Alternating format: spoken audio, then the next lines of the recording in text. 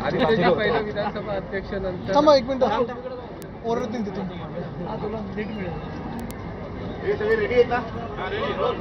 आदित्यजी पहिलं विधानसभा अध्यक्ष नंतर राज्यपालांच्या भाषणावर बहिष्कार आहे, काय प्रतिक्रिया? आज शिवसेना उद्धव बाळासाहेब ठाकरे पक्षाने राज्यपालांच्या देखील भाषणावर बहिष्कार टाकला होता.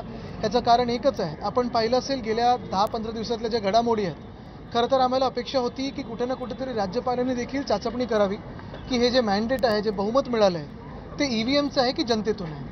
त्यानंतर काही असेही दिवस होते जिथे वाटलं होतं की राष्ट्रपती राजवट लागेल किंवा त्यांना बोलवलं जाईल, आणि आपण पाहत होतात की कुठेही कायद्याची काळजी न करता पहिले इन्व्हिटेशन कार्ड छापले गेले, तारीख पक्षाकडून सांगितली गेली, राज्यपालांकडे न जाता. हा खरं तर राज्यपालांचा देखील अपमान होता. पण हे जरी झालं तरी आज एवढी मोठी घडामोड असताना, म्हणजे बेळगावमध्ये जो मराठी जनतेवर अन्याय होतोय ते असताना देखील आपण पाहिलं असेल राज्यपालांच्या भाषणामध्ये एकच ओळ बेळगावबद्दल आली, तीही नुसतं काहीतरी सांगितलं की आम्ही शिक्षणावर वगैरे खर्च करतो. पण हा खर्च नक्की कोणावर केलेला आहे, किती केलेला आहे, किती लोकांना मदत झालेली आहे, स्थानिक जनतेला मदत झाली आहे की नाही?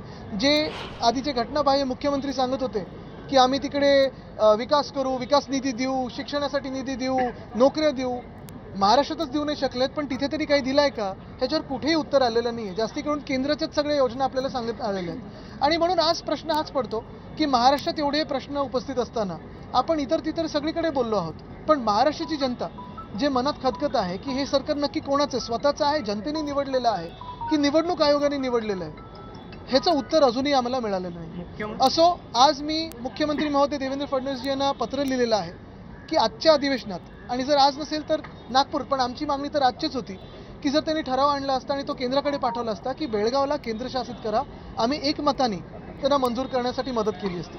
कारण हा ठराव आज महत्त्वाचा आहे. महाराष्ट्राची जनता पाहत आहे, बेळगावमधली देखील मराठी जनता पाहत आहे. अखेर जर पाहायला गेलं तर तिकडचे स्थानिक जे मराठी लोक आहेत ते तर हिंदूच आहेत ना. मग इथे येऊन जे आम्हाला बटेंगे तो कटेंगे वगैरे सांगतात ते जातात कुठे मग अशा वेळी? तिथे ती जनता देखील मराठी आहे, मराठी म्हणजे हिंदूच आहे. मग त्यांच्यावर एवढा अत्याचार का सहन करतो आपण? हा देखील प्रश्न आज भाजपने उत्तर देणं गरजेचं आहे. बेळगाव प्रश्नी काही शिवसेनेच्या नेत्यांना, पदाधिकाऱ्यांना देखील नोटिसा दिल्या आहेत, अटक देखील नोटिसा झालेल्या आहेत, अटक झालेल्या आहेत. स्थानिक जनतेवर आता पुढे लाठीचार्ज होऊ शकतो. हे कुठेही न चिघळता मला वाटतं केंद्र शासनाने आता हस्तक्षेप करावा आणि मोदी साहेबांनी तिथे केंद्रशासित राज्य जाहीर करावं. यापूर्वी देखील अशी परिस्थिती होती. त्यावेळी शिवसेनेचे नेते वेषांतर करून बेळगावला पोहोचले होते आणि तिथे जाऊन कार्यक्रम केला होता. तसं आता पुन्हा जर गरज भासल्यास आत्ताच सांगितलं तर आम्हाला सगळे अजून चेक लावतील ना. सत्ताधारी मंत्री असं म्हणतायत की आम्ही तिथे जाणार आहोत महाराष्ट्र. ते मंत्री आहेत का? आता जी मंत्री होती नक्की तुम्हाला खात्री आहे का ते मंत्री होणार? ते उदय सामंत आणि शंभूराज देसाई बघा, जाऊन करणार काय?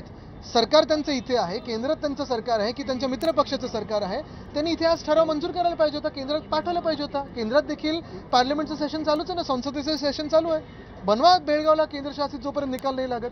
पण कुठे ना कुठेतरी हे सगळं थांबणं गरजेचं आहे. स्वतः जाऊन नुसतं वातावरण अजून चिघळवण्यात काही अर्थ नाही आहे. तिथे जाऊन तुम्ही नक्की जाऊन करणार काय आहात? खोटी आश्वासनं मागच्याही वर्षी पाहिली, ह्या वर्षी आम्ही पाहतो.